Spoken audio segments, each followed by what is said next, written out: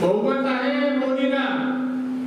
मी मागाशी म्हणालो महत्वाचे असलं पाहिजे, मोदी आमचे महत्वाचे आहेत। आम्हाला भाषण करताना कॅबिनेट नंतर म्हणाले, देखिए भाइयों,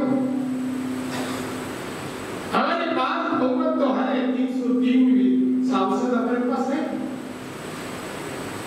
आने वाले 2024 में हम चाहते हैं कि हमारे 100 सांसद बढ़ने चाहिए।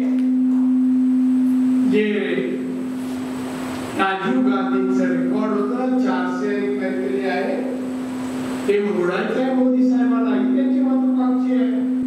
आणि म्हणून आम्हाला तुमच्याकडे पाठवलं की तुमची दक्षिणेची जागा काँग्रेसकडे आहे, ती मी भाजपला निवडून द्यावी। दक्षिणेक सरकारचे 12 आमदार आशिल्ल्यान 2024 हे सीट जिखप खंय कठीण ना। 9 आणि 3 12 आमदार तर आमच्या हक्काचे आहेत। म्हणजे 20 पैकी 12 आमदार तसं पाहिलं तर आम्हाला ही सीट मिळायलाच पाहिजे। जेमतेम 10,000च्या फरकाने मागची सीट आमचा पराभव झाला आहे, त्याचं आमच्यासमोर मोठं टार्गेट नाही आहे।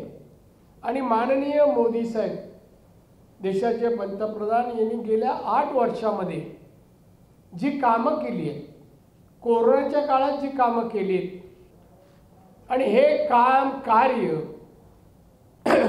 ते आम्ही लोकांपर्यंत पोहोचवण्याचं काम या माध्यमातून करणार आहोत। शेवटच्या दिवशी निवडणुकीच्या दिवशी मी इथून परत जाईन तेव्हा गोव्याच्या दोन्ही जागा आम्ही जिंकलेल्या असतील, हा विजय घेऊन परत जायचा मी निर्धार केला आहे। Bureau report prudent.